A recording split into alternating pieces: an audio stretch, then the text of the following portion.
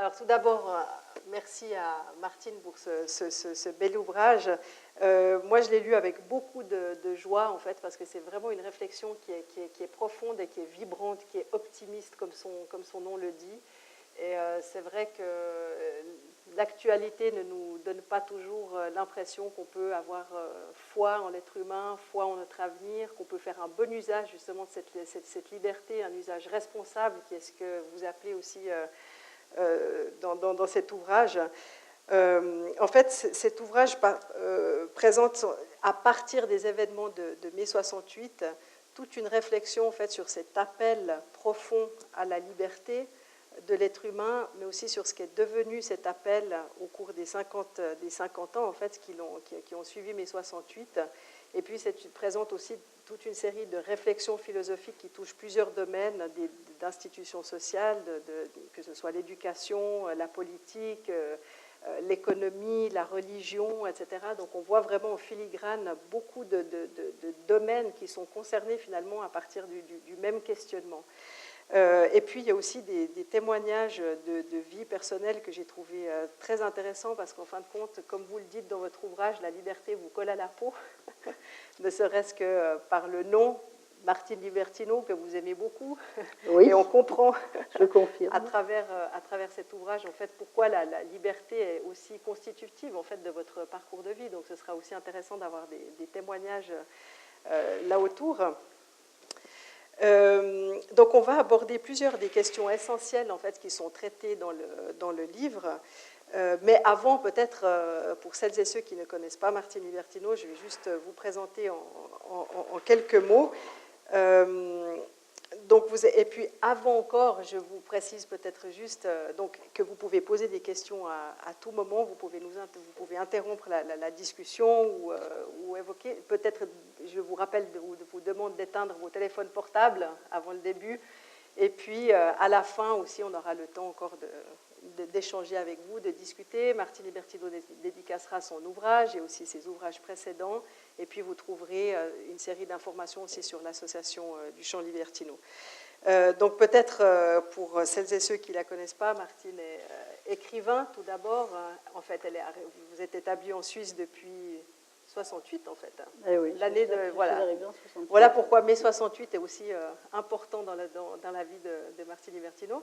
Vous avez d'abord une carrière d'artiste peintre et puis vous avez répondu en fait à l'appel de votre vocation d'aider votre prochain proche ou plus lointain, ensuite plus tard dans votre vie sur d'autres continents.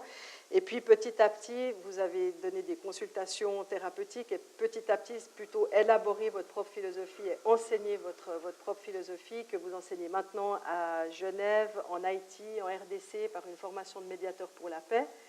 Et vous êtes aussi, vous avez créé votre propre association, l'association du Champ Libertino pour la promotion de la sagesse et de la paix dans le monde. Et vous avez créé notamment une école d'éveil philosophique au sein de cette association. Donc c'est un parcours riche à la fois d'écrivain, mais aussi on pourrait dire de praticienne, pas de théorie, de philosophie théorique, n'est-ce pas? Voilà, donc peut-être cet ouvrage, en fait, c'est le 14e ouvrage que vous avez écrit, et peut-être la toute première question au sujet de cet ouvrage. Mai 68, en fait, ça signifie quoi pour vous? Pourquoi être parti de mai 68? Qu'est-ce que cette période, cette époque, ces années ont de si particulier, en fait, dans notre, disons, dans le siècle dernier et pourquoi est-ce que c'est toujours une réflexion ou un mouvement qui est d'actualité, en fait? En fait, on parle de mai 68 parce que au mois de mai 68 à Paris, en France, il y a eu des événements qui ont symbolisé en fait ce désir de changement. Mais pour moi, ce qui est important, je dirais non pas dans mai 68, mais dans cette période, ce n'est pas forcément le désir de changer les choses pour l'humanité, pour la société. Ce n'est pas la contestation. En fait, c'est la joie de vivre qui régnait pendant cette période que je trouve nous ne connaissons pas aujourd'hui. Je trouve que c'est quand même important de le rappeler. Et si je me souviens de cette période, indépendamment de la contestation, il y avait une manière de contester, je dirais, plus ludique, plus ludique qu'aujourd'hui. Et lorsqu'on parlait de liberté, on parlait aussi d'amour. C'est pas seulement la liberté, c'est que Peace and Love, c'était aussi cette période-là. Et il y avait un désir aussi d'idéal. Par exemple, aujourd'hui, quand on parle de contestation, lorsque les gens descendent dans la rue, je trouve qu'il y a beaucoup plus de dureté. On demande un changement pour gagner sa vie, on demande un changement pour vivre mieux, mais on ne parle pas forcément d'idéal, on ne parle pas d'amour. Et pendant cette période, les gens croyaient à un idéal. La jeunesse croyait à un idéal, et elle se donnait aussi l'opportunité de changer sa vie, de changer les choses, de contester la religion, de contester la vie en famille et de le mettre en pratique. Parce qu'il y a eu beaucoup d'actes qui se sont faits, comme partir, changer de métier, remettre en question sa vie de couple. Je ne dis pas que tout était bien, hein. Je dirais une petite vision globale de la chose. Et tout ça se faisait dans... On avait l'impression de savoir pourquoi on faisait les choses. Ce n'était pas une impression d'ailleurs. On savait pourquoi on faisait les choses, on savait où on voulait aller, et on voulait être heureux avant tout, on voulait avoir cette liberté avant tout. Et ce n'était pas, je dirais, dans une souffrance, c'était dans une envie de balayer les vieux schémas de la société, de nos parents, pour aller vers plus de bonheur. On parlait beaucoup plus de bonheur, et d'ailleurs tout ce qui se faisait à ce moment-là, que ce soit par exemple les concerts de musique, toutes les manifestations, étaient toujours dans la paix, c'est-à-dire que les gens vivaient bien ensemble. Bon, évidemment qu'il y avait aussi les joies, enfin il y avait tout ça, hein, il y avait aussi des choses qui n'étaient pas justes. Mais en même temps, il y avait cette capacité de vouloir vivre ensemble dans la paix, dans le bonheur et de partager quelque chose. Moi, j'ai un magnifique souvenir de cette période. Pourtant, bon, tout n'était pas simple. Ça ne veut pas dire que les gens n'avaient pas de problème, qu'on n'était pas heureux, qu'on n'avait pas d'épreuves. Hein. Ça n'avait absolument rien à voir avec cela. Mais il y avait au fond de nous cette croyance en l'avenir qu'aujourd'hui, on a du mal à voir à l'intérieur des gens, de la population, et même à titre individuel. Voilà. Il y avait beaucoup d'espoir, en fait. Ouais. Moi, je dois dire, j'ai 40 et quelques, pour ne pas dire mon âge, 45. Et c'est vrai que j'ai toujours été très presque envieuse, en fait, de cette période. Je me dis, mes parents ont eu de la chance, ils ont vécu cette période. Et pourtant, il y avait toujours aussi un espèce de trouble, en fait. Mais pourquoi est-ce que cette liberté n'a pas subsisté? Pourquoi est-ce qu'il y a quand même certaines choses qui ont été mal vécues? L'ouvrage m'a passablement éclairé, en fait, sur ces questions de savoir, mais bien sûr, c'est ça l'élément fondamental qui a manqué. C'est là que, quelque part, on a péché, ou que Alors, je ne sais pas, il y a plusieurs thèmes que vous évoquez, dont un, par exemple, vous en parlez en mentionnant la liberté dans le couple, cette recherche aussi de liberté sexuelle, etc. Pourquoi est-ce que finalement il y a des limites? Et vous expliquez que l'être humain, en fait, à ce moment-là, à cette époque-là, n'avait pas fait le travail intérieur qu'il aurait pu faire ou dû faire pour bien vivre, en fait, cette liberté. Il y a un passage que j'ai trouvé intéressant.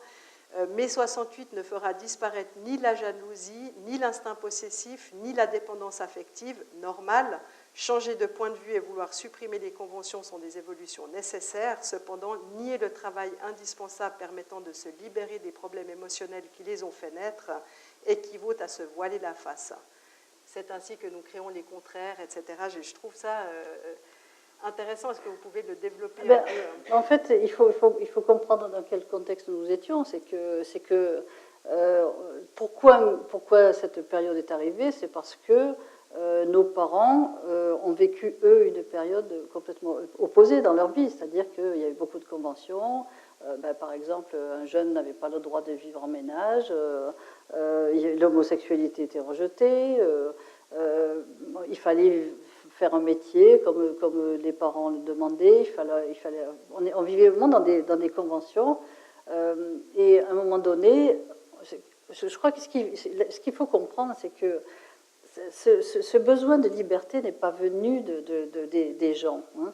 Ce besoin de liberté, elle est venue d'une énergie qui est là depuis les années déjà 1900, je veux dire, c'est pas d'aujourd'hui, où l'humanité pressent un besoin justement de se libérer du poids des entraves, de se libérer justement des conventions, de se libérer des idées reçues. Et d'ailleurs, si on regarde ce qui se passe, on regarde autour de nous, l'histoire des religions, l'histoire de la politique, on est en train de tout remettre en question. Et pourquoi on est en train de tout remettre en question? Parce qu'on s'aperçoit que finalement, si on a des idées, ça veut dire qu'il faut obéir à une personne qui a des idées, il faut obéir à un parti politique, il faut obéir à une religion, et qui se retrouve là-dedans? Pour moi, c'est pas la liberté. Hein. Donc, ce qui s'est passé en 68, c'est que les gens ont pressenti ce désir de se libérer de quelque chose qui en même temps n'était pas palpable, c'était une idée comme ça dans l'air, où on avait envie d'avoir finalement ses propres idées, sa propre vision des choses. Mais là où justement ça s'est mal passé, c'est que à partir de ce moment-là, on a transposé ce qu'on a pressenti dans notre vie au quotidien. Et puis, évidemment, on a remis tout ça au premier degré parce que dans notre société, c'est toujours ce qu'on fait. Hein, c'est qu'au lieu d'aller chercher au fond de nous ce qui se passe, on va se dire, bon, j'ai besoin de liberté. Prenons l'histoire du couple, hein, dont on parlait tout à l'heure. Ben, qu'est-ce que ça veut dire au niveau du couple? La libération sexuelle, ça veut dire quoi? Est-ce que ça veut dire que nous devons supprimer les tabous qui nous font souffrir? Est-ce que ça veut dire que nous devons supprimer certaines conventions qui empêchent les couples d'être heureux? Non, je veux dire, c'est pas. Bien sûr on a aussi abordé ce sujet, mais en même temps, moi, ce que j'ai vu, en tout cas parce que je l'ai vu, hein, c'est que finalement, dans un couple, au nom de la liberté sexuelle, il y en avait toujours un qui se disait tiens, c'est bien, je vais pouvoir enfin avoir des petits copains, des petites copines, et puis faire librement ce que j'ai envie de faire. Et puis l'autre, évidemment, qui n'avait pas envie de ça parce que l'autre était amoureux et avait besoin de tendresse et d'amour et de partage. Et finalement, si on regarde ce qui s'est passé au niveau des couples, ça marchait un certain temps. Mais au bout d'un moment, on est revenu exactement au même problème, à savoir, une personne va se faire plaisir parce qu'il va avoir de multiples relations sexuelles, et puis l'autre va souffrir parce que, justement, il va se sentir abandonné, il va se sentir rejeté, il ne va pas se sentir aimé. Et la liberté n'a rien à voir avec ça. C'est qu'on a pris cette notion de liberté qui était à un autre niveau, c'est-à-dire la liberté de penser, la liberté de se donner l'autorisation d'être un individu à part entière, la liberté de se donner l'autorisation de savoir que dans une famille, si on veut que je sois X ou Y, moi j'ai envie d'être S parce que ma personnalité me le dicte, et à ce moment-là, je me donne l'autorisation. Mais ça n'empêche pas le respect des autres, ça n'empêche pas l'amour, ça n'empêche pas la solidarité. Et c'est pour ça, en fait, qu'il y a eu des choses merveilleuses, magnifiques, des partages magnifiques, mais finalement, petit à petit, on est revenu à la case départ parce qu'on n'a pas compris que la liberté ne pouvait pas se développer sans l'amour. La liberté ne pouvait pas se développer sans la solidarité. C'est là, en fait, où on a loupé le coche. Hein. C'est qu'on a regardé la situation la plus facile, au fond. Mais l'être humain étant ce qu'il était, à savoir que finalement, si on regarde la génération par exemple, de mes parents, de nos parents, avaient des problèmes émotionnels qui ont fait que, justement, ils étaient dans les conventions, ils ont dû obéir à la société, obéir à leurs parents. Mais nous, qu'est-ce qu'on a fait? On a voulu contester tout ça, mais avec les mêmes problèmes émotionnels. Ce qui veut dire que les problèmes de rejet ont toujours été là, la peur de ne pas être compris a toujours été là, la peur de ne pas être aimé a toujours été là, l'égoïsme a toujours été là, la dépendance affective a toujours été là. Donc, avec le temps, on n'a pas compris ce message. On l'a compris qu'au premier degré. Et le premier degré, c'est quoi? C'est tout le monde est libre, on fait ce qu'on veut, on fait ce qui nous arrange. Moi, j'ai envie de faire ça, je vais le faire, parce que du moment que j'ai du plaisir, peu importe si les autres, si je dérange les autres, je le fais quand même. Et finalement, si on regarde notre évolution jusqu'à aujourd'hui, on en est là, parce qu'aujourd'hui, on est quasiment à la 3e, à la 4e génération après mai 68, et on arrive à des aberrations, voilà, à des aberrations au niveau de l'éducation, au niveau de au niveau des relations dans une entreprise, au niveau des relations dans une famille. C'est-à-dire que, en fait, c'est terrible ce que je vais dire, mais en même temps, c'est une réalité, c'est que nous avons nivelé par le bas et pas par le haut. Hein. Et le but de mai 68, enfin le but de cette période, c'était de niveler par le haut, parce qu'il ne faut absolument pas contester ce besoin de liberté qui est vraiment légitime chez l'être humain, parce que être libre, ça veut dire quoi? Ça veut dire accepter d'écouter notre intelligence, ça veut dire accepter d'être créatif, accepter de respecter notre personnalité, de savoir qui nous sommes, accepter au-delà des apparences, au-delà de la conjoncture, savoir que si nous avons un idéal, cet idéal peut absolument se mettre en pratique sans nous empêcher de réussir financièrement. C'est toute cette démarche, cette analyse que nous devons faire, alors que qu'est-ce qu'on a fait? Ben, que ce soit au niveau personnel, comme au niveau, je dirais, affectif, comme au niveau, ne serait-ce qu'au niveau politique, au niveau social, c'est vrai que cette liberté, on l'a mis en place. Mais comment? Voilà, on l'a mis en place par la mondialisation. La mondialisation, qu'est-ce que ça nous a apporté? Ben, ça nous a apporté encore plus d'égoïsme, avec des gens avec encore moins de solidarité. Alors c'est vrai qu'au départ, moi, quand on a parlé par exemple de l'Europe, je trouvais ça extraordinaire, parce que l'Europe, c'est quoi? C'est l'ouverture des portes, c'est apprendre à se connaître d'un pays à l'autre, c'est apprendre à se considérer, c'est pouvoir avoir cette curiosité de mieux se comprendre aussi. Et finalement, voilà, qu'en avons-nous fait? C'est une mauvaise interprétation de la liberté, à savoir, ben, si je peux aller acheter des tomates dans un autre pays qui me les vend moins cher, même si les paysans chez moi sont sur la paille, c'est pas grave, parce que ben voilà, je gagne ma vie. C'est la loi du marché. C'est la loi, je dirais que... Oui, mais voilà, c'est intéressant ce que vous dites, parce que quand on parle de la loi du marché, on a l'impression d'être presque raisonnable. Rationnel. Je dirais même raisonnable. Non, c'est la loi du marché. Je suis un être humain, je suis un adulte, donc je dois comprendre que c'est tout à fait normal que chacun cherche à gagner sa vie. Pour moi, ce n'est pas la loi du marché, c'est la loi de l'égoïsme. C'est pas pareil, parce qu'on peut très bien parler de la loi du marché et de la solidarité. Pourquoi la loi du marché n'irait-elle pas avec la solidarité? Où est le problème? Tout à fait. Alors, il y a un autre domaine que vous citez justement un petit peu dans les côtés plus délicats de ce à quoi vous avez assisté pendant toute cette période de mai 68, c'était justement l'éducation, en fait, le début de l'éducation permissive avec ses bons côtés, mais aussi avec des dangers, en fait, avec ce qui allait se mettre en place et avoir des conséquences quand même lourdes au fil des décennies qui ont suivi mai 68. Alors, comment est-ce que... disons que il y a eu tout un contexte aussi, c'est que la génération de cette époque, c'était pas forcément d'ailleurs des jeunes de 20 ans, hein, je veux dire, moi la génération c'était entre 20 et 40 ans, où il y avait beaucoup de gens qui ont remis en question aussi leur métier, qui ont eu envie de partir à la campagne. On parle toujours d'ailleurs du retour à la nature, de partir en Ardèche ou dans d'autres régions en France pour aller acheter des chèvres et puis faire son fromage. Ça, bon, mais c'est vrai, c'est exactement ce qui s'est passé.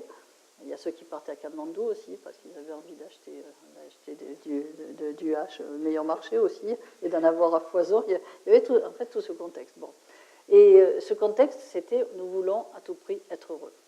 Nous voulons à tout prix être heureux, nous voulons à tout prix être libres. Donc, c'est vrai que c'est la période la plus belle où j'ai vu les plus belles fêtes. Parce que c'est vrai qu'on s'amusait beaucoup, on faisait des fêtes, il y avait des concerts extraordinaires, il y avait de la musique extraordinaire.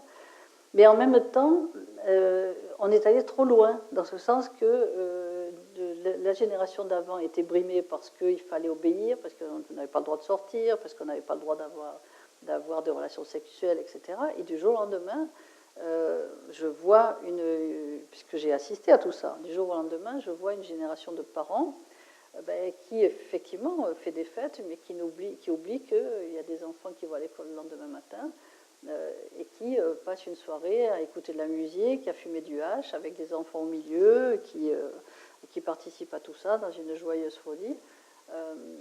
Bon, donc c'est bien, mais à long terme, c'est pas forcément l'idéal. Alors en même temps, parce qu'on ne peut jamais dire c'est noir ou c'est blanc, hein, c'est qu'en même temps, les enfants ont commencé à pouvoir parler à leurs parents. ils ont commencé à pouvoir dialoguer, alors qu'avant on ne pouvait pas dialoguer, n'est-ce pas? Donc c'est important quand même de pouvoir dialoguer. Et de nouveau, cette période euphorique était positive parce qu'il y a eu un échange avec les parents, il y a eu une meilleure compréhension des parents avec leurs enfants, mais d'année en année, cette compréhension n'est plus restée un dialogue, c'est devenu des éternelles palabres parce que, à un moment donné, les enfants devenus rois décident que, oui, les parents ont une opinion. En fait, les parents ont une opinion, mais nous, enfants, on a aussi une opinion. Donc, on doit défendre notre opinion. Ce qui veut dire que le rôle du clan va éclater, le rôle du chef du clan a éclaté, et c'est pas négatif d'être un chef de clan si on aime et on respecte notre entourage. Le rôle du guide a éclaté, et le rôle des parents, en fait, n'a plus été défini jusqu'à arriver aujourd'hui à une situation où les parents souffrent beaucoup parce que en fait, ils veulent tellement respecter leurs enfants, ils veulent tellement leur faire plaisir et les respecter en tant qu'être humain, qu'ils se trouvent dans des situations où enfin, il faut toujours se justifier, expliquer, palabrer, et finalement, personne n'y trouve son compte parce que si on donne trop de liberté à un enfant, il n'est pas heureux non plus parce qu'il n'est pas dans une structure. Et en plus, un enfant n'est pas censé avoir la connaissance de la vie que ses parents devraient avoir. Ce qui veut dire que nos enfants attendent quand même que nous leur apportions quelque chose, que nous leur apportions un savoir, que nous leur apportions un enseignement, que malheureusement ils ne reçoivent plus parce que, moi j'entends souvent les parents dire « mais oui d'accord, mais je vais demander la permission, je vais demander à mon fils de 9 ans s'il est d'accord, je vais demander à mon fils de 12 ans s'il a envie de… » Bon, alors est-ce que vos enfants sont capables, à cet âge-là, de savoir ce qui est bon pour eux? Voilà. Donc c'est bien, mais alors, vous voyez, de cette période qui était une période fantastique parce qu'il y avait la découverte de la liberté, on est arrivé à une période 3 générations après de culpabilité et d'égoïsme, de culpabilité pour les parents, de laxisme pour les parents, parce qu'ils sont de tellement bonne volonté, ils veulent tellement bien faire pour leurs enfants qu'ils n'osent pas non plus s'imposer à certains moments. Et les enfants, évidemment, avec toute la liberté qu'on leur donne, deviennent indifférents aussi aux besoins des autres, deviennent indifférents aux besoins de la société, et sont devenus, c'est une génération, si on continue, qui va devenir faible et égoïste, qu'il est déjà d'ailleurs. Voilà. Par contre, vous dites qu'il y a aussi eu des réactions en fait, inverses de personnes qui avaient été désécurisées pendant cette période comme toujours. Des années 70 qui sont revenues à un… Toujours. Et aujourd'hui il y a des jeunes, par exemple, des jeunes couples qui ont, eux, souffert du laxisme de leurs parents, qui se sont obligés aujourd'hui à devenir beaucoup plus durs avec leurs propres enfants parce qu'ils ne veulent pas que leurs enfants vivent la même chose qu'eux, en fait. Voilà. Et on est toujours dans cette situation de pendule, justement, entre un extrême. C'est qu'on se dit, si quelque chose n'a pas marché, donc je le rejette, je m'en veux, j'en veux à la société, je le rejette, et donc je vais dans l'extrême opposé. Et c'est l'histoire de notre humanité, c'est l'histoire de notre société. C'est qu'au lieu d'aller d'un extrême à l'autre, c'est important de s'arrêter et se dire, mais au fond, quel serait l'équilibre entre ces deux extrêmes? Est-ce que je ne vais pas trop loin aussi, hein? Est-ce que, dans quelle mesure mes parents ont-ils été trop loin? Mais en même temps, qu'est-ce que mes parents m'ont apporté qui était positif aussi? Parce qu'on ne peut pas dire non plus, on ne peut pas tout rejeter de notre passé. Donc, retirer une expérience, c'est ça qui est dommage, c'est que notre travail aujourd'hui, en 2018, c'est pas de rejeter le passé, mais de réfléchir à toutes les belles expériences que nous avons acquises, qui nous appartiennent, parce qu'elles ont été aussi conçues par nos parents, par leur connaissance aussi, par leur travail, par leur expérience. Garder ces expériences-là, mais apprendre à les moduler, apprendre à garder certaines choses et ne pas avoir honte, ne pas se sentir coupable, par contre, de dire il y a d'autres choses qui ne vont pas. Donc on les laisse, on n'a pas peur, n'est-ce pas? Et même à la limite, je dirais, on n'a pas peur de ce que pense la société de nous. Parce que le problème est là aussi, c'est qu'aujourd'hui, je me rends compte qu'en mai 68, plus on était en fait en décalage avec la société, plus on était fiers quelque part. Moi, je ne parle pas de moi, je parle de la société en général, mais c'est vrai que c'était tout content, quoi. Voilà. Si tu désobéis, c'est bien, quoi. Voilà. Mais aujourd'hui, on est presque dans l'axe opposé, c'est que il faut surtout pas se faire remarquer, il faut faire attention parce qu'il faut gagner notre vie, il faut avoir du travail, il faut presque se mouler, n'est-ce pas, dans des personnages qui ne peuvent avoir que des frustrations à la longue. C'est pas possible de fonctionner comme ça. Donc on est de nouveau aujourd'hui dans un extrême opposé, et le but, ça serait de garder justement de comprendre ce qu'on a fait de la liberté, parce qu'on a utilisé tout ce qui était possible pour finalement tirer chacun notre épingle du jeu pour s'occuper de soi et pas s'occuper des autres. Mais toute cette ouverture que nous pouvons avoir sur de nouvelles idées, sur une nouvelle manière de vivre, sur une nouvelle société, c'est cette liberté-là que nous devons avoir. Aujourd'hui, je trouve que notre société est vieille. Je ne sais pas si vous êtes d'accord avec moi, mais je trouve qu'elle est vieillotte. Il faut bouger tout ça, il faut changer plein de choses, parce qu'on traîne les pieds. C'est obsolète tout ce qu'on est en train de vivre. Mais on voit, c'est pour ça d'ailleurs que voilà, les gens n'ont plus envie d'aller voter, parce que même la manière dont aujourd'hui dont est faite la politique, la manière dont les institutions sont faites, il faudrait se poser la question, est-ce que nous sommes heureux là-dedans? Est-ce que nous n'attendons pas d'avoir autre chose? Et cette autre chose, elle ne nous demande pas de rejeter notre passé, elle nous demande d'être créatifs, d'inventer de nouvelles idées et de ne pas avoir peur de les mettre en avant parce que les autres n'ont pas les mêmes idées que nous et parce que ces idées ne font pas partie des conventions, ne font pas partie de la majorité, ne font pas partie des institutions. Mais finalement, quelle importance, pourquoi je dois absolument avoir les mêmes idées que les autres? En fait, la liberté, elle est là, au fond. Effectivement, c'est une définition tout à fait différente de l'idée reçue première sur la liberté qui est « je fais ce que je veux, je pense d'abord à moi », etc. C'est vraiment, on voit une définition d'ailleurs qui apparaît dans plusieurs passages qui sont très très beaux, qui sont difficiles à rendre comme ça dans la discussion, mais dans le texte qui sont vraiment très beaux parce qu'on sent la profondeur de cette liberté qui est vraiment une dimension spirituelle et pas ce premier degré en fait du je fais ce que je veux, quoi. Et qui est cet équilibre entre la liberté et la responsabilité qu'on commence déjà à comprendre dans toute cette explication. Je ne sais pas si certains d'entre vous ont une question ou un témoignage ou une réflexion sur cette période plutôt de 68 à des années 70 ou de l'éducation, ou si vous avez je ne sais pas, des éclairages aussi à apporter ou des questions à poser sur cette période-là. Oui.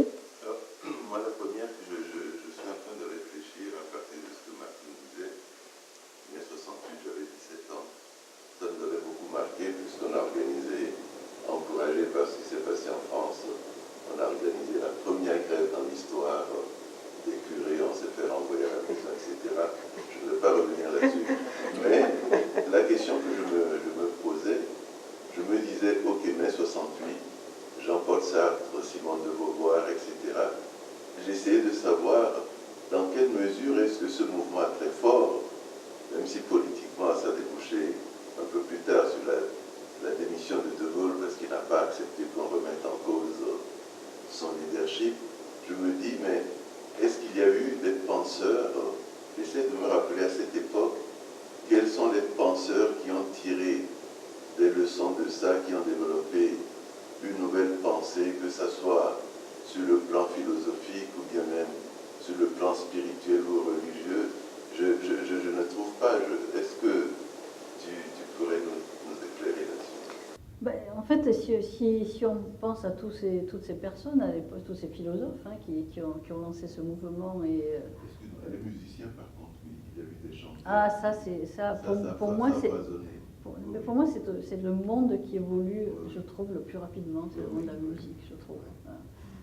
Même l'ensemble du monde artistique, si on regarde la sculpture, la peinture, etc., La plupart du temps, aujourd'hui, quand je vais voir une exposition de peinture, qu'est-ce qu'on voit? Voilà, on voit des gens qui souffrent, on voit beaucoup de choses qui ne font pas forcément du bien. Hein. Alors que je trouve que dans la musique, il y a chez les musiciens un désir de partage, un désir de connivence qu'on ne trouve pas, je dirais, dans les autres domaines artistiques, en fait. Bon, mais si on pense, moi si je pense à tout, que ce soit les hommes politiques, enfin les gens qui ont fait la politique ou les philosophes de l'époque, ce que je perçois le plus chez eux, c'était quoi en fait? C'est la colère qu'ils avaient. Hein, c'est ça, c'est pour ça en fait que tout ça n'a pas marché. Parce que finalement, si on regarde comment fonctionne l'humanité, parce que c'est comme ça encore aujourd'hui, ça a toujours été comme ça, c'est que l'idéal est toujours mis un peu de côté par les problèmes émotionnels des êtres humains. Et c'est vrai que la contestation, pour moi, n'est pas bonne conseillère, hein, dans ce sens que si je conteste, ça veut dire que je rejette. Si je rejette, ça veut dire que je suis en conflit avec les autres, mais je suis en conflit avec moi-même. Ça veut dire aussi que je redoute d'attirer des situations qui vont revenir finalement, d'une manière ou d'une autre. Et là, où il y a eu pas mal d'erreurs, c'est ça en fait, c'est toujours comme ça d'ailleurs, parce qu'aujourd'hui, qu'est-ce qu'on fait quand on conteste? On descend dans la rue, on hurle, on rejette un groupe, on rejette une personne. Mais qu'est-ce qui est constructif en fait? C'est de rejeter ou de proposer d'être créatif. C'est que l'être humain oublie toujours d'être créatif. Et si on regarde... Moi, ce que je trouve intéressant, en fait, c'est de voir quand on prend l'histoire de Daniel Cohn-Bendit, hein, quand je regarde ce qu'il était à l'époque, il vociférait dans tous les sens, et puis voilà, c'était quelqu'un qui avait une énorme colère. Aujourd'hui, il a quand même une certaine sagesse quand il parle, et je le trouve bien plus intéressant qu'à l'époque, parce qu'aujourd'hui, il propose des idées. Si on prend l'histoire de Ziegler, donc, un personnage que tout le monde connaît en Suisse, je pense, mais c'est pareil, moi, chaque fois que je l'entendais parler, je me disais, mon Dieu, mais c'est quelqu'un d'honnête, foncièrement honnête, mais en fait, il passait son temps à se scier la branche parce qu'il était toujours en train d'exprimer de la colère, d'exprimer de la haine. Et d'ailleurs, c'est très intéressant parce que si on regarde son parcours, cet homme a toujours été rejeté, il a toujours eu des épreuves dans sa vie, toujours. Tant qu'il a eu des colères, tant qu'il était comme ça dans la haine, dans le rejet. Du jour où il a commencé à se calmer, à lâcher prise et à commencer à proposer des choses, il a été reconnu par ses pairs. Et c'est intéressant de voir tous ces parcours de ces gens qui finalement, toutes ces personnes je veux dire, qui étaient des précurseurs en fait, hein, malheureusement il ne suffit pas d'être précurseur pour pouvoir faire évoluer le monde. Il faut être un précurseur et un sage en même temps. Si on n'a pas cette capacité de sagesse, c'est-à-dire de comprendre le fonctionnement humain, de ne pas le rejeter, mais en même temps de dire non, nous n'en voulons pas, mais de donner le témoignage que nous changeons. Nous décidons de changer, on n'a pas besoin de descendre dans la rue pour décider de changer, pour décider de dire moi j'ai envie de vivre à ma manière et peu importe si les autres ne l'acceptent pas. Du moment que je suis solidaire, que je donne de l'amour, que je ne dérange personne, pourquoi je ne vais pas vivre comme ma personnalité donc le souhaite? Je vais le faire.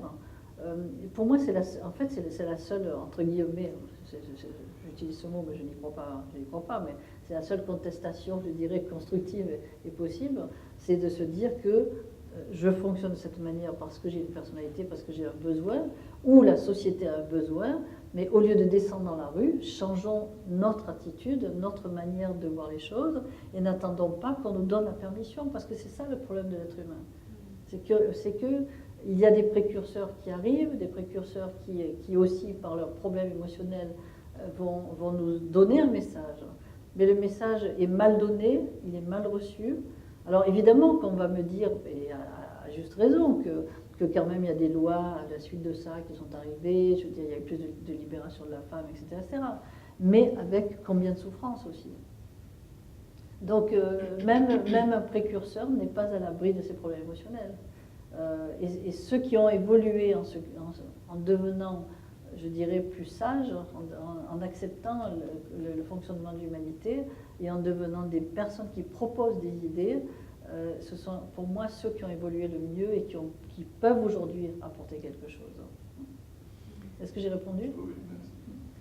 Dans ces problématiques émotionnelles par rapport à la liberté, il y a un passage que je trouve très beau à la page 15 où vous dites que justement la liberté, en fait, elle ne se revendique pas.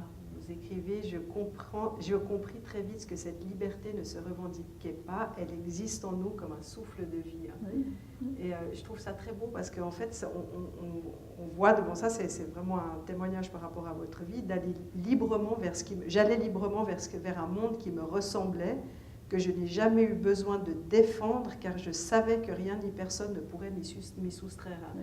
En fait, c'est l'absence de peur, la certitude que cette liberté existe en nous et que personne ne va nous la prendre et par conséquent qu'on n'a pas besoin de la défendre, de la revendiquer avec colère, c'est ça, non? C'est comme ça qu'il faut le comprendre. Bien sûr, pour moi la liberté, c'est la vie. Donc qui peut m'enlever la liberté d'être moi-même, qui peut m'enlever la liberté de parler, qui peut m'enlever la liberté de réaliser ma vie comme je le veux. Mais en même temps, c'est clair qu'il faut prendre le risque de cette liberté.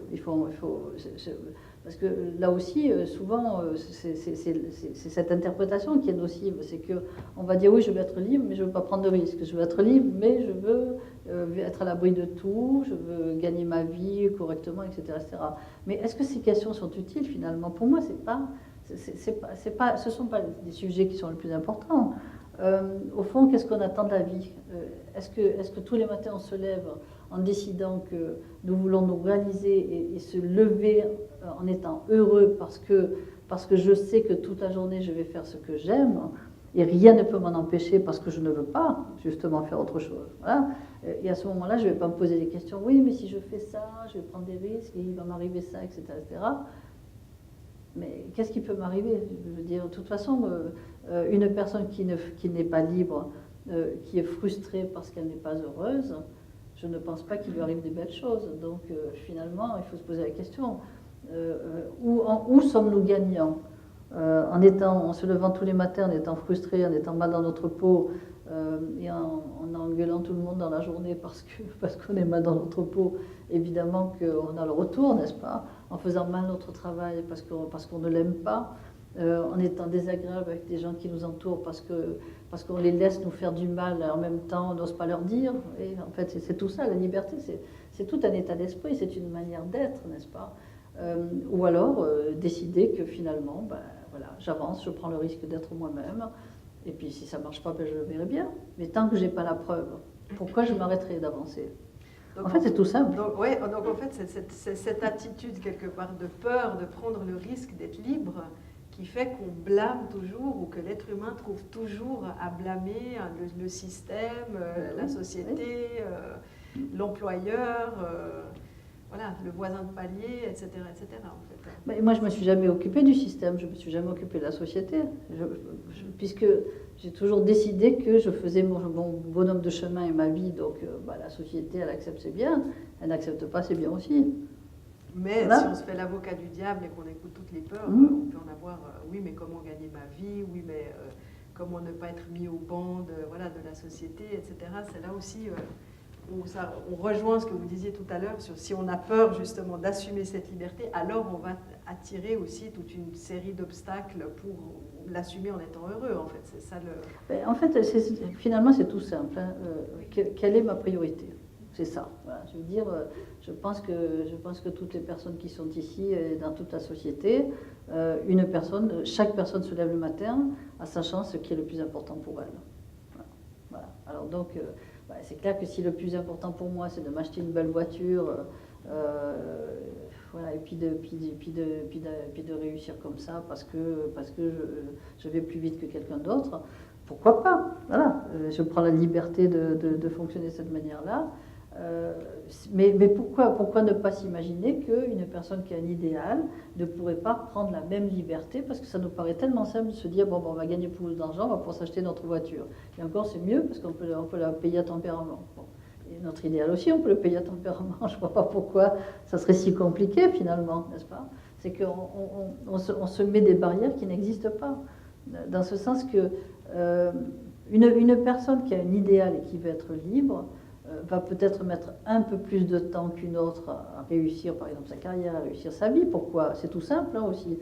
C'est une réalité, c'est qu'elle va avoir autour d'elle, c'est vrai, beaucoup moins de gens qui la suivent et qui la comprennent qu'une personne qui va choisir la facilité. Ça, c'est ça, et je veux dire, il faut l'accepter. À partir du moment où on a un idéal, on a une dignité, on a une vision de la vie, voilà, il y a des types de personnes qui vont nous suivre, des types de personnes qui ne seront pas intéressées par nous. Mais est-ce que c'est si important que ça? C'est pas important. Mais c'est vrai que si on regarde ce qui se passe dans la société, je vois que finalement, les gens vivent dans une forme de facilité, mais au fond, si on leur proposait quelque chose de mieux, je veux dire sur une grande échelle, je pense qu'ils l'accepteraient. Voilà. Mais il faut leur proposer, il faut les inciter à travailler, il faut les inciter à se remettre en question, à prendre conscience de leurs besoins. Et à partir de ce moment-là, c'est clair qu'il peut y avoir plus de personnes qui vivent dans ce contexte, et notre société peut évoluer d'une manière plus rapide. Tant que cette forme d'éducation, parce que là je commence à parler d'éducation, tant que cette forme d'éducation n'apparaît pas et n'existe pas dans notre société, il y aura une petite minorité de gens qui se posent des questions, qui ont envie de penser aux générations futures, qui ont envie de donner justement quelque chose de leur personne parce qu'ils pensent à leurs enfants, aux générations à venir, même si on n'a pas d'enfants, je veux dire, c'est aussi important. Voilà, mais qu'est-ce que pour la majorité des gens, ces questions ne se posent pas forcément. Et pourtant, justement, il y a aussi des très beaux passages sur, en fait, qui traversent le livre. C'est vraiment sur votre foi en l'être humain et sur la vision de l'être humain. Et à propos de l'idéal dont on comprend qu'il est indissociable en fait de la liberté, ou justement de cette prise de risque par rapport à la liberté, vous dites: notre premier savoir sera donc d'admettre que nous sommes débordants d'un idéal et d'une fraternité dont les sources ne nous sont pas encore connues. Oui. C'est vrai que tout pourrait nous prouver le contraire en fait, si on regarde justement, peut-être ce que vous mentionniez au début de la conférence, un peu sur cet état ambiant comme ça, de fatalisme, de démobilisation, d'impression que plus personne ne croit en plus rien, et pourtant, l'idéal est là. Pour moi, il y a une logique dans tout ça, dans ce sens que je parlais d'une personne qui allait mettre de l'argent de côté pour acheter une belle voiture, mais finalement, cette personne, à sa manière, va écouter son idéal. Parce que finalement, qu'est-ce qu'on fait? La plupart des êtres humains s'imaginent que déjà ils ne sont pas intelligents, ils n'ont pas fait de longues études, donc l'idéal c'est pour ceux qui sont très intelligents, c'est pour ceux qui ont fait des grandes études. L'idéal n'est pas à la portée de tout le monde. C'est ce qu'on s'imagine, n'est-ce pas? Voilà. Alors que l'idéal est à l'intérieur de chaque être humain. C'est pas l'idéal qui a touché de son aile à la protectrice un être humain extraordinaire, c'est pas vrai. Hein. Ça, c'est tout ce qu'on raconte, c'est ce qu'on croit. Voilà. Donc, à partir du moment où la plupart des gens pensent qu'ils sont simples, qui n'ont pas fait d'études, et puis qui ne sont pas intelligents pour comprendre les choses, ils vont admirer ceux qui refont le monde et qui ont soi-disant compris les choses, et ils vont compenser. Donc, quand je vais acheter ma belle voiture, c'est mon idéal. Parce que je compense tout ce que je crois ne pas être capable de faire, de penser, je le compense dans des choses qui me paraissent plus à ma portée, qui me paraissent plus simples. C'est pour ça qu'en fait, si on réfléchit bien à tout ça, on va se rendre compte je pense que l'intelligence, elle est à l'intérieur de l'homme, elle est à l'intérieur de l'être humain, mais il faut lui permettre de l'écouter, il faut lui permettre de la voir. Et c'est ça notre problème. C'est que déjà avec les enfants, on peut les aider à réfléchir à la vie, à réfléchir au pourquoi, du comment. Et regarder ce qui se passe, en fait, c'est un peu le contraire. C'est que souvent les enfants se posent de grandes questions.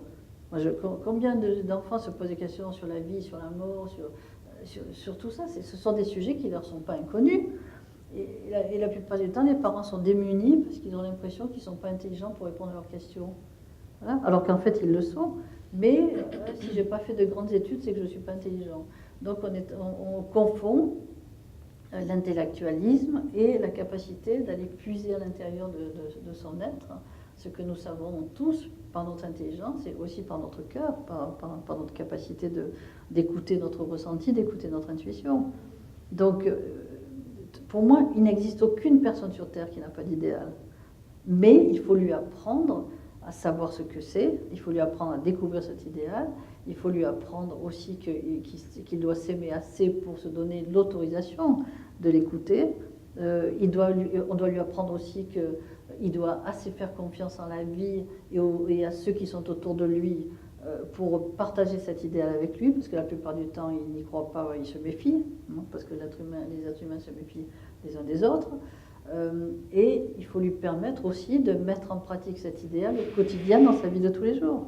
Voilà. Et à partir de ce moment, cette éducation va lui permettre justement de se découvrir et de se rendre compte qu'il est une autre personne, mais il n'est pas une autre personne. Il est simplement la personne qui vient de révéler, qui était déjà en lui. Est-ce que quelqu'un a une question ou souhaiterait intervenir sur ce sujet-là de l'idéal ou d'un autre qui a été abordé précédemment? Si ce n'est pas le cas, peut-être pour continuer un peu le parcours un peu historique, comme ça la trame au fil des décennies, et justement qui a un lien fort avec l'idéal, c'est cette période après des années 80 que vous décrivez comme une période de désillusion, avec une polarisation des positions politiques, de l'extrême gauche, de l'extrême droite, une décennie en fait beaucoup plus dure, avec une contestation plus dure, avec justement aussi l'apparition, le renforcement de la consommation de drogue dure, etc.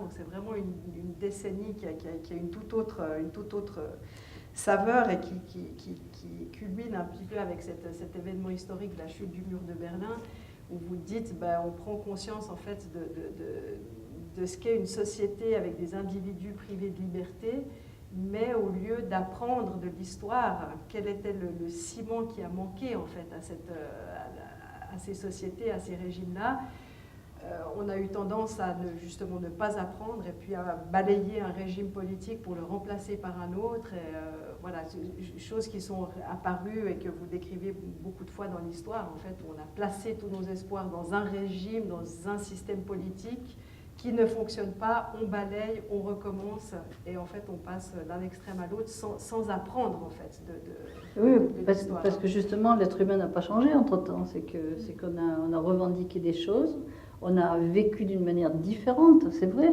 puisque si on prend par exemple la libération sexuelle, donc, ça veut dire qu'on a découvert la sexualité différemment, on a découvert le plaisir, peut-être un plaisir plus grand dans la sexualité, on a découvert du plaisir dans la multiplicité, si je puis dire, voilà, dans les partenaires, mais ça a changé quoi à l'intérieur de l'homme? Absolument pas, rien.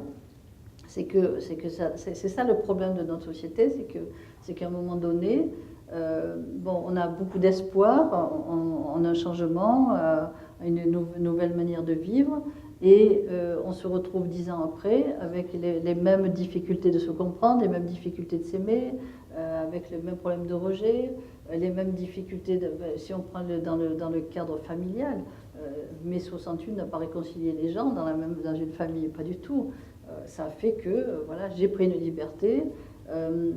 Si les autres n'ont pas suivi, chacun a vécu dans son coin, mais il n'y a pas eu de dialogue approfondi avec le cœur. Pourquoi j'ai besoin de cette liberté? Au fond, qu'est-ce qui m'a fait souffrir? C'est que, encore une fois, je reviens à ce que je disais tout à l'heure, c'est qu'il y a beaucoup de colère dans tout ça, n'est-ce pas? On conteste avec la colère, mais on ne parle pas de nos souffrances avec le cœur. Alors, comment veut-on que ce soit au niveau global, au niveau social, que ce soit au niveau familial, que ce soit au niveau professionnel, au niveau personnel, comment une personne qui est en face de moi va recevoir ce que je lui reproche si je ne lui dis pas ce que je souffre et ce que je souhaite. Donc en fait, il y a un énorme malentendu depuis la nuit des temps. C'est qu'il y a un énorme malentendu entre les êtres humains, parce que la contestation, la colère ne suffit pas à changer le monde. Ce qui suffirait à changer le monde, c'est qu'on se regarde dans les yeux et qu'on se dise mais en quoi nous sommes responsables de la souffrance que nous avons, et comment puis-je expliquer à l'autre ce qui me ferait plaisir pour ne plus souffrir. Alors qu'au contraire, qu'est-ce que je vais faire? Je vais faire la morale à l'autre, je vais critiquer l'autre, je vais me mettre en colère contre l'autre, je vais l'accuser. Et donc l'autre va se sentir rejeté et l'autre va m'accuser à mon tour et on crée un énorme malentendu. Donc si on prend toute l'historique en fait de toute cette période, il y avait un tel espoir justement que le monde devienne solidaire, qu'il y ait beaucoup plus d'amour entre les gens, qu'il n'y ait plus de justement au niveau sociétal, qu'il n'y ait plus d'injustice, n'est-ce pas? Bon, et puis 10 ans après, 15 ans après, qu'est-ce qui se passe? Ben oui, il y a quelques petites lois quand même qui se sont mises en place, mais à part ça, les injustices étaient toujours là, le mal-être de l'être humain était toujours là, le manque d'amour de chaque être humain envers lui-même était toujours là, et on revient à la case départ chaque fois. Hein? Donc c'est vrai, le mur de Berlin tombe, mais les êtres humains qui sont de chaque côté du mur sont là avec leurs séquelles émotionnelles, avec tout ce qu'ils ont vécu dans leur passé. Qu'en font-ils? Rien. Parce que notre société ne veut pas voir ce qui se passe à l'intérieur de l'homme, on veut toujours voir ce qu'on peut mettre en place pour changer des lois. Ouais. D'ailleurs, ça rejoint aussi une position que vous expliquez un peu dans votre ouvrage au sujet de la politique, en fait, de l'espoir que tout le monde met dans la politique. Et vous dites que vous observiez avec un certain amusement, quelque part, vos contemporains qui s'engageaient fortement en politique, et vous disiez ils croyaient en cet espoir insensé d'un avenir meilleur pour tous grâce à la politique. Donc ça c'est toujours un sujet sensible. C'est toujours un sujet sensible. Je pense qu'ils ne sont pas les seuls de penser ça et qu'aujourd'hui on pense encore cela. Et je suis toujours sur la même position, voire une position encore plus déterminée, c'est que je ne pense pas donc, que la politique pourra changer le monde.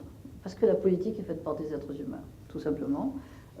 Et que ces êtres humains, on ne peut pas exiger d'eux que ce soit des grands sages et que ce soit des êtres sans problème, sans émotion, sans orgueil, sans opportunisme, sans égoïsme, sans peur, etc. C'est pas possible. Ce sont des êtres humains. Et ce sont des personnes qui sont en face de milliers d'autres personnes et qui ont l'impression que grâce à eux, on va enfin trouver des solutions. Donc nous sommes tous des dépendants, n'est-ce pas, d'un groupe de personnes à qui nous donnons un pouvoir et en même temps à qui nous reprochons d'avoir le pouvoir. Donc il y a beaucoup de dualité dans tout ça, n'est-ce pas? Bon. Ben, moi je prétends que ceux qui ont le pouvoir, ce sont les gens, les multiples personnes qui sont justement qui vivent au quotidien dans la vie de tous les jours. C'est nous qui faisons la politique, les hommes politiques en fait. Ils font, au départ, la plupart sont de bonne volonté parce qu'ils croient en pouvoir sauver le monde et je pense qu'il y a des gens très sincères. Mais à l'arrivée, est-ce que cette sincérité peut vraiment s'exercer? Est-ce qu'il n'y a pas... Donc on voit effectivement que beaucoup de personnes sincères ont eu tellement de frustration qu'elles se sont retirées. Et ça, je vois la même chose dans les institutions, n'est-ce pas? Voilà. Et ceux qui restent, souvent, c'est parce qu'ils ont envie de réussir à tout prix. Et c'est vrai que c'est important de se savoir fort, connu, pouvant décider pour les autres. Mais en même temps, c'est un exercice périlleux parce que pour moi, faire la politique, c'est être au service des autres. Et ce n'est absolument pas ce que le monde politique nous apprend. Mais en même temps, nous sommes entièrement responsables parce que c'est à nous à prouver aux hommes politiques qu'aujourd'hui nous avons assez d'intelligence, que nous sommes assez responsables, que nous avons assez de liberté. Encore une fois, je reviens à la liberté pour savoir ce que nous attendons de notre planète, pour savoir ce que nous attendons de la société, de notre vie, comment nous voulons éduquer nos enfants, quelle terre nous voulons laisser à nos enfants aussi, c'est important tout ça. Mais pour moi, je ne vois aucun problème. Je ne vois que des personnes qui ont peur, qui n'ont pas conscience de leur pouvoir et qui laissent gouverner le monde par des êtres humains qui font les mêmes erreurs que nous, et qui, de ce fait-là, ne sont pas toujours capables de gouverner le monde. Qui sont Voilà. peut-être Ou qui ont... caricaturalement incapables. Aussi, oui, bien sûr. Voilà. Mais c'est d'une telle logique. C'est d'une telle logique. Comment peut-on donner à une personne, par exemple seule, la responsabilité d'un pays? Mais je veux dire, c'est la naïveté. C'est pour ça que je dis que notre société est obsolète aujourd'hui. L'être humain a assez évolué, est assez évolué aujourd'hui pour comprendre que on doit tous gouverner nos pays ensemble. Voilà. Mais pour ça, il faudrait mettre en place une éducation qui soit différente de la nôtre. C'est une éducation à la paix que nous devons mettre en place, et non pas, je ne rejette pas du tout, je veux dire, l'école et voilà, tout ce que nous apprenons, mais ce n'est pas avec les mathématiques que nous allons sauver le monde. Hein. Voilà. Bon, à la limite, on peut faire des statistiques pour se dire, dans 20 ans, la Terre ne va plus exister parce que voilà, on va avoir de plus en plus chaud, n'est-ce pas? Et puis,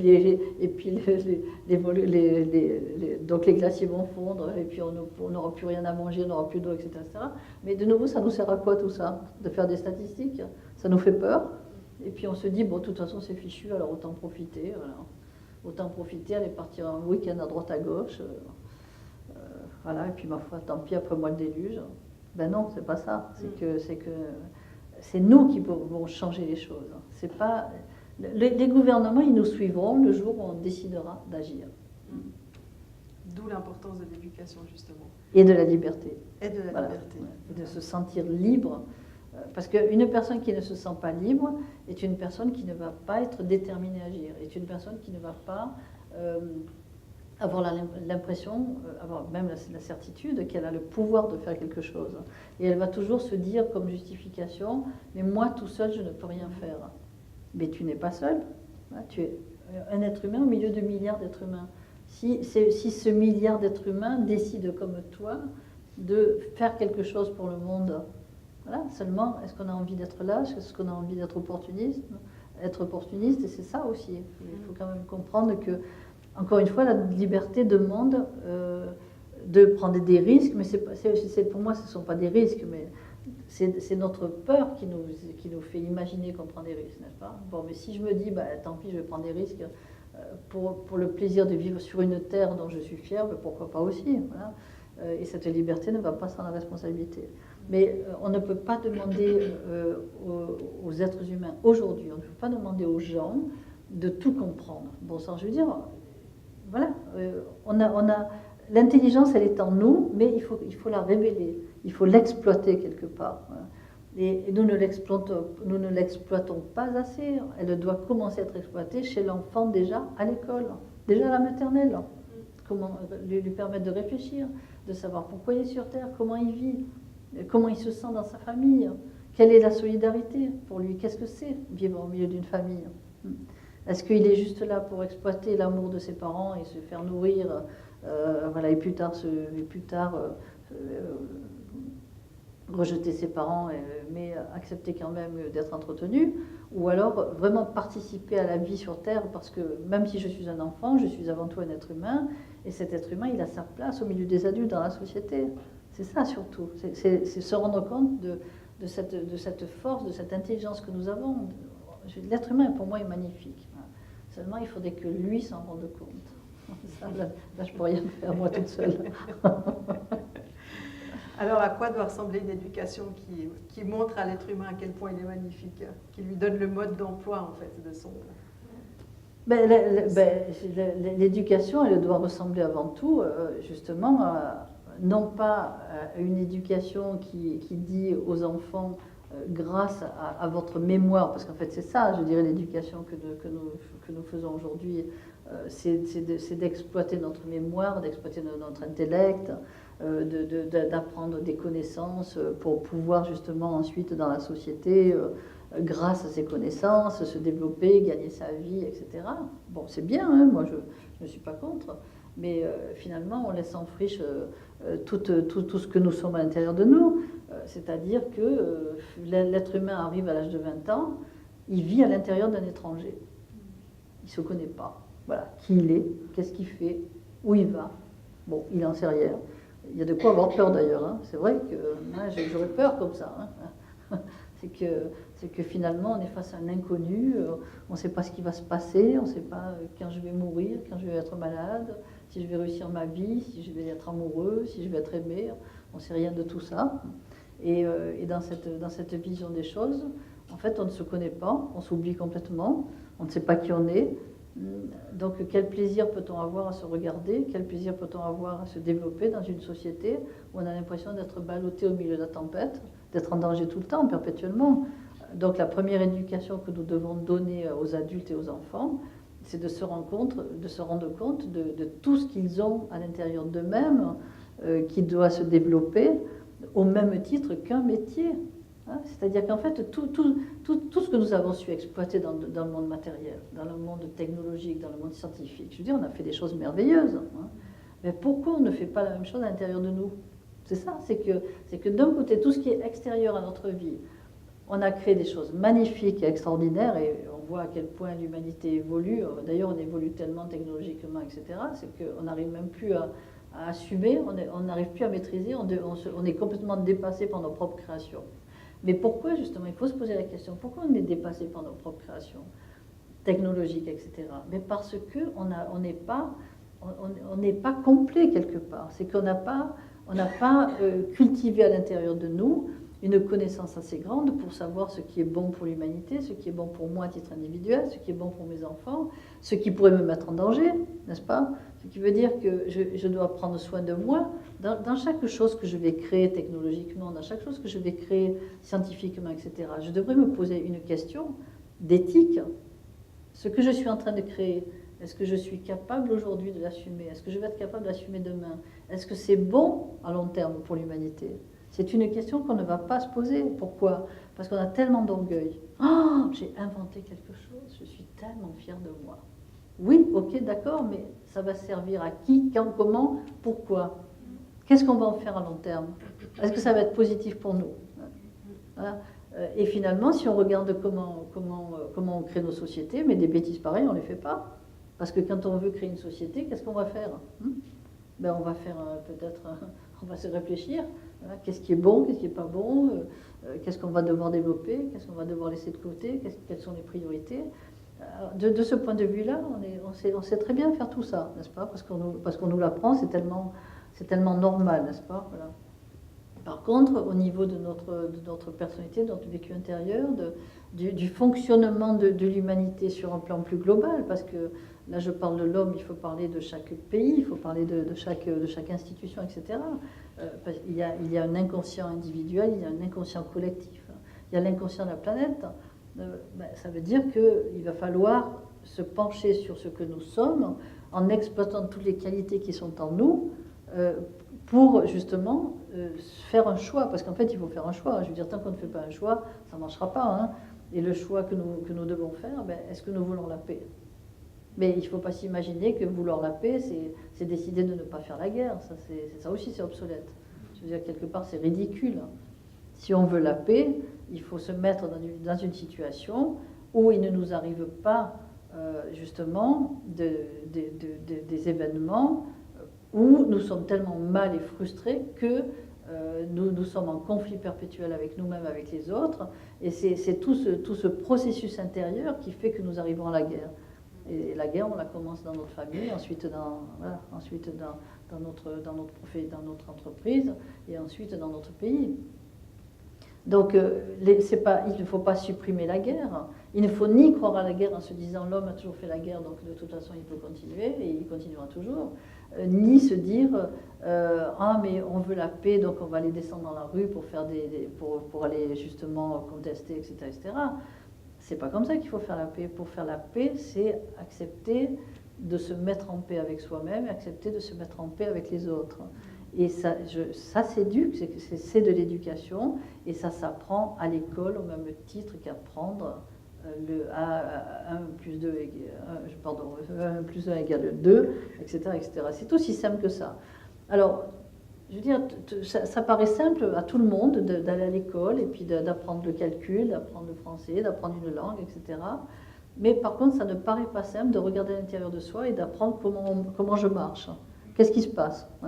Tout ce qui est à l'intérieur de moi, comment ça fonctionne? Est-ce qu'il y a des choses qui sont bonnes, des choses qui sont peut-être pas très bonnes que je peux changer? Non, on ne veut pas se poser toutes ces questions. Et pourquoi est-ce qu'on ne se les pose pas? Bon, je ne sais pas si cette question a un sens, parce que peut-être qu'il faut juste accepter que c'est l'état d'évolution maintenant. C'est vrai que dans l'ouvrage aussi, vous décrivez la liberté incroyable que l'être humain se donne en matière de technologie, oui. En étant, quitte à jouer l'apprenti sorcier, mais il sait que de toute façon, il a confiance parce qu'il trouvera des solutions pour remédier, ou etc. Par contre, en matière de spiritualité, on se donne en fait aucune liberté. On n'a pas du tout dépassé le carcan des religions. En fait, on n'a aucun mode d'emploi, aucune... on est au balbutiement, en fait. Je ne sais pas si on pouvait décrire l'état d'évolution de l'être humain du point de vue spirituel. Il en est où? Et c'est à peine un fœtus Ouais, je dirais que non, n'allons pas quand même, ne soyons pas aussi. Je dirais que tablons sur l'adolescent, c'est déjà pas mal. C'est déjà pas mal. Mais il bon, ne reste plus qu'à faire la crise. Je dirais que non, justement, c'est ça, il faut sortir de la crise. Voilà c'est ça. Parce qu'en fait, la crise n'apporte jamais justement l'évolution. L'évolution, c'est de se rendre compte que si nous avons des épreuves dans notre vie, ça veut dire que nous avons des solutions. Voilà. Moi, je pars de ce principe qu'il n'existe pas de problème. Voilà. Il n'existe que des solutions. Voilà. Donc, à partir de ce moment-là, il n'y a pas besoin de faire une crise. Il faut simplement se rendre compte que si des choses ne nous rendent pas heureux, si des situations nous amènent à être frustrés, au lieu de mettre la faute sur la société, sur le monde, sur les institutions, sur la politique, sur ma famille, etc., il va falloir que j'aille voir à l'intérieur de moi, tout simplement, pourquoi je suis frustrée. Et la plupart du temps, je vais me rendre compte que je vis une situation que je ne m'autorise pas à changer, tout simplement. C'est simplement ça. Voilà. Je ne me donne pas la liberté de changer une situation parce que j'ai peur qu'on me rejette, j'ai peur, je me trouve des tas d'excuses en disant je vais faire de la peine aux autres, je vais choquer les autres, je vais embêter les autres ne vont pas me comprendre, etc. Donc, de nouveau, je ne prends pas le risque de la liberté, je ne veux pas l'assumer. En fait. C'est ça. Ben non, je ne veux pas assumer. Voilà. Alors, c'est vrai que on arrive toujours à cette situation où on va dire bon, mais finalement, nous allons peut-être pouvoir évoluer, mais on sait très bien que l'homme ne peut évoluer que dans la souffrance. Donc, d'ailleurs, combien de fois j'entends les gens me dire ah, mais si j'ai vécu cette épreuve, c'est pas pour rien. C'est grâce à cette épreuve que j'ai compris. C'est grâce à cette épreuve que je m'en suis sortie. Mais ça aussi, c'est obsolète. On ne peut pas arrêter de vouloir à tout prix souffrir pour comprendre la vie. On est si bête que ça. Non, c'est pas vrai. Avant la souffrance, on peut très bien sentir les prémices d'une petite frustration, par exemple, et puis de se dire, bon, est-ce que j'ai envie de continuer à être frustré, à souffrir? Peut-être n'y aurait-il pas une possibilité de changer quelque chose dans mes petites habitudes, ou peut-être d'aller parler à quelqu'un, ou peut-être d'aller dire quelque chose à un collègue de travail, ou peut-être aller dire tout simplement non, parce que j'ai assez donné maintenant, c'est bon, voilà. Mais à ce sujet, on sent dans votre ouvrage quand même parce que vous avez connu des patients, des familles de génération en génération, vous avez aussi des générations de patients, d'élèves, etc., que les gens viennent à vous ou vous consultent maintenant avant la souffrance en fait. C'est plus la grosse souffrance ou la grosse crise de la quarantaine. C'est-à-dire que les gens ont une envie de comprendre le sens de la vie, ce qui les anime, de quoi ils sont faits, avoir cette connaissance spirituelle avant les prémices. Ça, c'est un peu optimiste. Je ne dirais pas avant la souffrance. Je dirais que aujourd'hui, c'est vrai que les gens ne viennent pas me voir parce qu'ils souffrent. Ils viennent c'est vrai qu'ils peuvent avoir des épreuves, bien sûr. Je mentirais si je disais que les gens qui viennent travailler avec moi ont réglé tous leurs problèmes et sont heureux. Et voilà. C'est pas vrai, c'est pas du tout ça. Mais par contre, c'est vrai qu'aujourd'hui, je vois que les gens qui viennent me voir viennent ça peut être des épreuves affectives ou matérielles ou autres, mais en même temps, il y a derrière cette épreuve un désir de comprendre la vie, un désir d'évoluer, un désir de changer.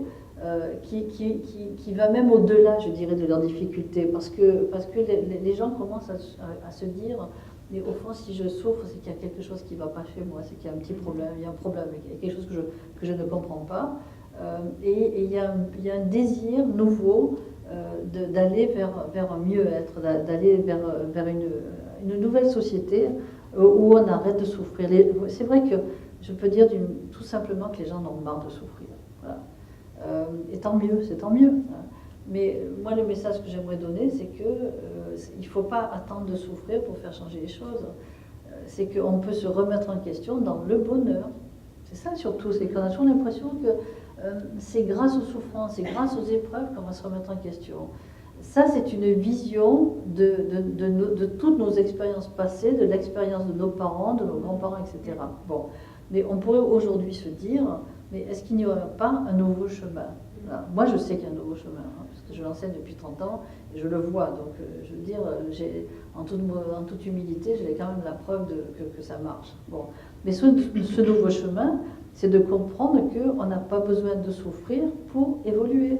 Voilà. Et il faut arrêter de parler, parce qu'il y a aussi toute cette vision du karma, parce que bon, là aussi, il y a plein de mots qu'on va utiliser. Ah, je souffre, c'est mon karma. Ah, on dit, mais qu'est-ce que j'ai dû faire pour mourir dans une autre vie? Non, mais il faut arrêter toutes ces choses, c'est pas vrai. Je veux dire, je souffre parce que j'ai encore pas décidé d'être heureux. J'ai encore pas décidé de trouver les solutions dans ma vie qui vont m'obliger à faire ce qu'il faut pour être heureux, parce que je ne vois pas pourquoi je viendrais sur Terre pour être malheureux. Voilà, mais je veux dire, où on a cru, où on a décidé que, en fait, on est là pour souffrir, et une fois qu'on ira au paradis, n'est-ce pas, chez Dieu le Père ou qui on veut, c'est là où enfin on va découvrir la lumière, on va découvrir le bonheur. Je veux dire, pourquoi pas aujourd'hui?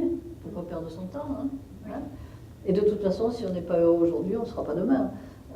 Donc on a tous les moyens aujourd'hui de trouver ce bonheur, d'être heureux, mais ça demande justement ce travail, parce que c'est un véritable travail, d'aller voir à l'intérieur de soi cette puissance qui est en nous, qui nous permet de trouver une individualité qui va nous aider, non pas à être un être humain parmi un groupe d'êtres humains qui doit suivre la majorité, mais d'être un être humain qui peut se développer à titre individuel, tout en respectant la majorité. C'est ça qui est important. Voilà. Et c'est tout à fait possible. La preuve, c'est que tous les gens qui sont venus travailler avec moi jusqu'à aujourd'hui, s'ils décident de le faire, réussissent. Donc, ce n'est pas une utopie. Ouais. Mais maintenant, si on prend disons, si on regarde l'image plutôt collective de nos sociétés, depuis les années 2000, on voit cette que vous décrivez dans le livre, on voit cette accélération des épreuves, quelque part, changement climatique, avec une accélération des problèmes et des conséquences du changement climatique, la crise migratoire, le terrorisme, l'agriculture industrielle qui fait qu'on scie la branche sur laquelle on est assis, on risque de même plus pouvoir se nourrir, faute de changer. Bon, toutes ces crises qui s'accélèrent, en fait, est-ce que c'est une chance finalement de changer, ou est-ce que, bien sûr qu'on pourrait souhaiter de changer autrement que par la souffrance, mais est-ce que toutes ces crises-là nous peuvent réveiller, d'après vous, quelque chose chez l'être humain? Ah, mais tout est possible, bien sûr, je ne vais pas dire non, parce que ça ne dépend pas de moi. Tout est possible, puisque l'être humain a un libre arbitre. Mais en même temps, moi, je n'ai pas forcément la preuve que toutes ces crises vont forcer l'être humain à changer. Moi, je n'y crois pas à ça, parce qu'on peut continuer encore indéfiniment à se détruire, à se faire du mal, et puis à se dire, bon, bah, de toute façon, moi, c'est ma vie, puis mes enfants, ils se débrouilleront. D'ailleurs, il y a pas mal de gens qui parlent comme ça encore aujourd'hui, n'est-ce pas? Et puis alors, évidemment, il y a la fuite qui va nous permettre aussi de nous dire, mais non, tout ça, c'est des histoires, le climat va très bien, il n'y a pas de problème, on a toujours tenu jusqu'à aujourd'hui, je ne vois pas pourquoi on ne tiendra pas demain. Il y a toutes les justifications qui sont toujours là pour nous aider à être négatifs si nous en avons envie. Alors, bien sûr que je vais dire oui et non dans cette réponse, puisque si on voit sans arrêt le monde, je veux dire, avoir de plus en plus d'épreuves, si on ouvre les yeux et qu'on comprend avec notre intelligence, quand même, je veux dire, on a toutes les preuves qu'il faut changer des choses, n'est-ce pas? Ça, c'est clair. Hein. Donc, si j'ai assez de générosité en moi pour décider de sortir de mon petit confort et de mes petites peurs pour changer les choses, bien sûr que je vais le faire. Alors on pourra dire, moi je ne dirai pas, mais on pourra dire, ah, c'est grâce aux épreuves que... Bon, non, pour moi c'est pas grâce aux épreuves, c'est qu'en voyant ces épreuves, si une personne décide de sortir justement de son égoïsme, de son opportunisme, de sa peur, de sa lâcheté, de son confort quotidien, et de se remettre en question, elle va changer les choses. Voilà. Bon, mais c'est pas grâce aux épreuves, c'est grâce à sa remise en question, c'est grâce à sa nouvelle vision, c'est grâce à sa capacité un jour de dire maintenant stop, j'arrête d'avoir peur, j'arrête d'être lâche, j'arrête d'être égoïste. Et c'est pas grâce à l'épreuve qu'elle va prendre conscience de tout ça. C'est grâce à elle-même, tout simplement, parce qu'à un moment donné, elle a décidé de se rendre compte qu'elle avait toutes ses qualités au fond d'elle et que ces qualités peuvent être exploitées. Donc on n'est pas obligé de se faire du mal pour se faire du bien. D'ailleurs, ne serait-ce que dire la phrase, je trouve que ça paraît un peu bizarre, hein, c'est paradoxal. Est-ce que quelqu'un souhaiterait réagir ou poser une question? Peut-être juste une question. André Malraux disait le 21e siècle sera un siècle de peur, ne le sera pas. Est-ce que c'était une vision de sa part ou c'était un optimisme ou bien est-ce que aujourd'hui, qu'est-ce qu'on peut dire quand on voit toutes ces souffrances inutiles, tous ces conflits à ne plus en finir? Moi, je suis entièrement d'accord avec ce qu'il disait. J'ai toujours dit la même chose, c'est qu'en fait, on n'a pas le choix. Si l'on veut changer le monde, il va falloir que la spiritualité et la science se rejoignent. Voilà, c'est ça. Pourquoi? Parce que la science, c'est quoi? La science, c'est tout ce qu'on peut créer, n'est-ce pas, pour faire évoluer le connu, pour faire évoluer la matière, pour faire évoluer la santé de l'homme, etc. Bon. Mais ce qu'on ne comprend pas non plus aussi, c'est que la science, elle est issue de la créativité de l'homme, elle est issue de sa réceptivité aussi. Bon, mais quand même, à partir du moment où on a décidé de faire de la science, à partir du moment où on a décidé de faire de la médecine, ensuite on passe tout ça au crible de notre intellect, n'est-ce pas? Et il va falloir mettre en place des preuves pour qu'on puisse justement dire ah oui, mais si on fait ça, on a le droit de le faire parce que justement c'est prouvé scientifiquement, etc., etc. Bon, ça veut dire qu'on tombe dans un rationnel complètement limité, n'est-ce pas? Bon, donc à partir du moment où on commence à fonctionner de cette manière-là, on ne va exploiter du monde que les choses visibles, que les choses matérielles, que les choses concrètes. Et de nouveau, on est dans un monde de frustration.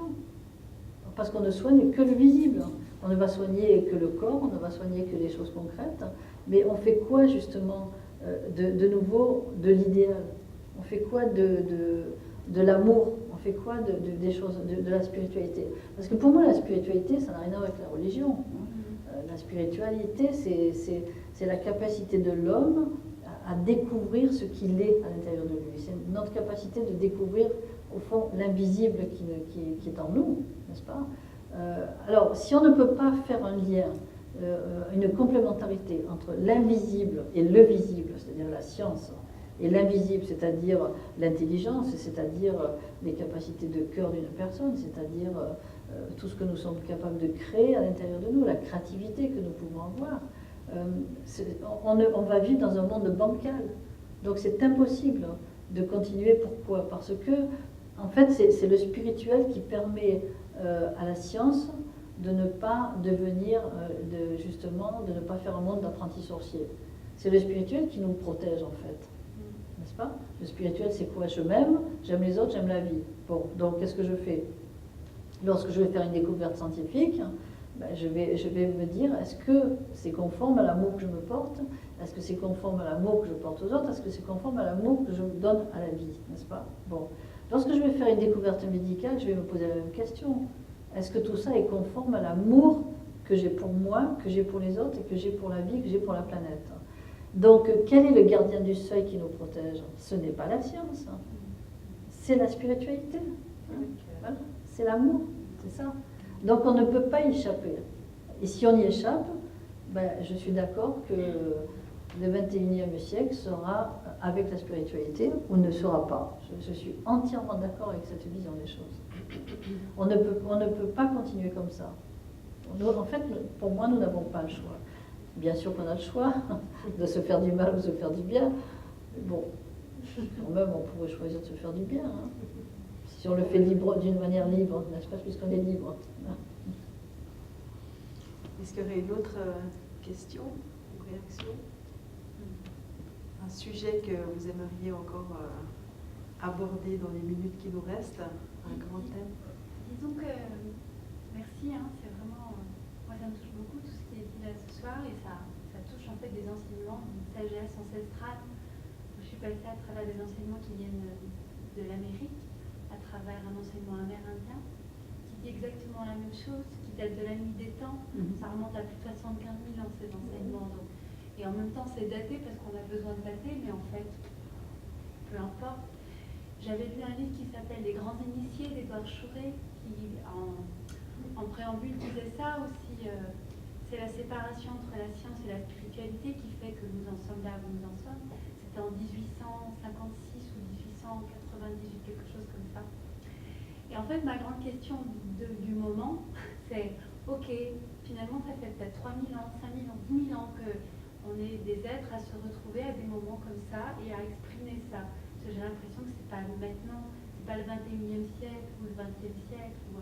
Il y a longtemps qu'on tourne autour de quelque chose qui aide cette coupure entre ces différents aspects de l'humain qui sont l'esprit, le corps, le cœur, l'intelligence active, l'émotionnel. Des fois, je me pose la question de, ok, à quoi ça sert tout ce grand théâtre-là? Ça vient servir un plan XY, où je ne cherche pas de réponse non plus, parce que tant que je suis ici, je suis ici. Ce qui me motive aujourd'hui, c'est de trouver des solutions concrètes pour pouvoir vraiment agir ensemble. Et c'est ça qui, à des moments, me désespère encore aujourd'hui. C'est que j'ai l'impression que ça fait longtemps que je tourne en rond, qu'on tourne en rond. Normal. Voilà. C'est normal. Voilà. Alors pourquoi on tourne en rond? Ben justement, on tourne en rond parce qu'on ne va pas chercher à l'intérieur de nous ce qui fait que nous tournons en rond. Alors justement, on a parlé de la science, mais essayons de nous dégager justement de ce que représente la science et de ce que représente en fait notre société, parce qu'on parle toujours justement, même quand on parle de spiritualité, on parle de notre société. Bon. Allons chercher la cause. Parce que pour moi, ce qui m'intéresse dans tout ça, ce ne sont pas les symptômes, on a parlé des symptômes, mais il faut chercher la cause, parce que si nous voulons les solutions, il va falloir trouver la cause, et il va falloir transformer cette cause en solution, n'est-ce pas? Bon. Alors, au fond, tout ce que nous incriminons dans notre société, la science, la religion, la politique, etc., c'est quoi, hein? Ben, ce n'est pas forcément la science ni la politique ni la religion, ça n'a rien à voir. Hein. C'est une partie de l'homme qui reste dans l'ombre, que l'homme ne veut pas regarder et qu'il ne veut pas éduquer.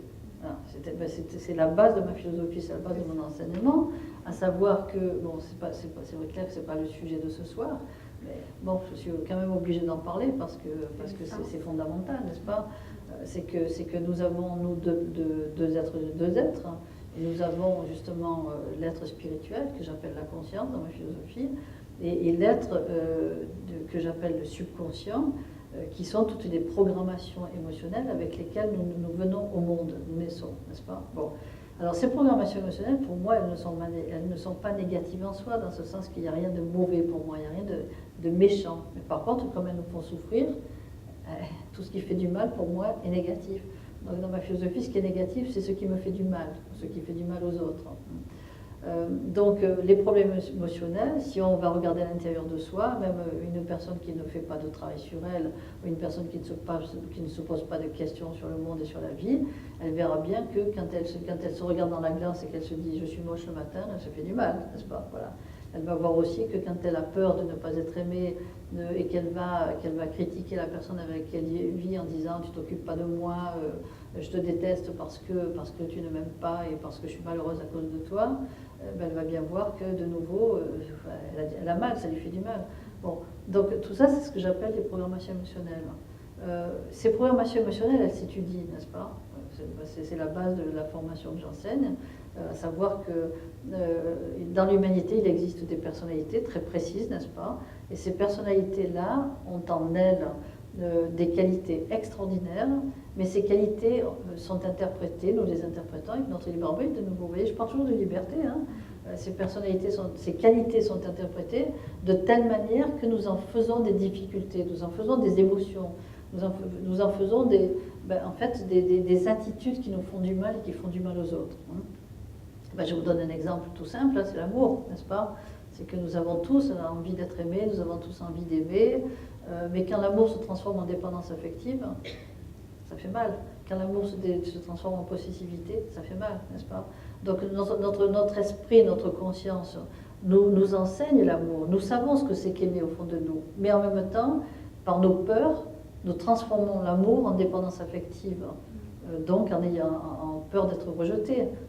Donc en attitude aussi négative envers les autres. Parce que quand j'ai toujours peur d'être rejeté, qu'est-ce que je vais faire? Je vais être susceptible, je vais me méfier des autres, je vais interpréter l'attitude des autres, ou alors en possessivité, à savoir que je vais être jaloux, je vais vouloir posséder les autres, et on va voir que dans toutes ces situations-là, qu'est-ce qui va se passer au niveau des symptômes dans la vie de tous les jours? Conflit, souffrance, rejet, abandon, difficulté, frustration, sentiment d'injustice, colère, voilà, et guerre. Voilà. Au niveau individuel et au niveau collectif. Voilà. Et on revient toujours à la même chose. Alors, donc, les solutions, elles sont là. Vous voyez. Pour moi, c'est pas tourner en rond. Oui, c'est tourner en rond, effectivement, si on en parle sans arrêt. Si on est ensemble et on est tout content de se dire oui, nous, on est des initiés, on a tout compris, et on repart voilà, dans notre vie en se disant mais de toute façon, on est dans une société. On est obligé de vivre comme tout le monde, donc on continue à souffrir, on se sent de plus en plus mal dans la société, on se met à l'écart, etc. Bon. C'est pas ça le but. Le but, c'est justement de se rendre compte, ces programmations émotionnelles qui sont en nous, qui peuvent être complètement transformées. Pourquoi? Parce que la seule vérité qui est en moi, ce sont mes qualités. Les programmations émotionnelles ne sont que des déviances de ces qualités. Ce n'est qu'une mauvaise compréhension de ces qualités. Ce qui veut dire que, moi, je peux vous garantir que tous les gens qui viennent travailler avec moi, à partir du moment où je leur donne la possibilité de découvrir ce qu'elles peuvent choisir au fond d'elles-mêmes, être heureuses en développant leurs qualités, ou être malheureuses en continuant à obéir à leur subconscient et à leurs problèmes émotionnels, sur 100 personnes qui viennent travailler avec moi, il y en a en tout cas 99, 99 personnes qui vont prendre, voilà, et qui vont changer leur vie. Et que ce soit ici, que ce soit en Occident, que ce soit en Afrique, que ce soit en Haïti, partout où je vais, c'est comme ça. Voilà. Et les gens n'ont pas besoin d'aller à l'école. Moi, je travaille avec des gens qui sont analphabètes, dans des conditions abominables. Et là, ce qui est intéressant de voir, c'est que c'est pas parce que ces gens n'ont pas d'argent, c'est pas parce que ces gens ont... Je veux dire, je travaille avec des gens qui se lèvent le matin, qui n'ont rien à manger. Mais ce sont les mêmes personnes qui me disent... me découvrir, prendre conscience de tout, de cette force qui est en moi, de cette capacité de tout changer à l'intérieur de moi, c'est un miracle, ça a changé ma vie. Les enfants dans les écoles disent la même chose. Donc c'est pas une question de moyens qui nous sont donnés.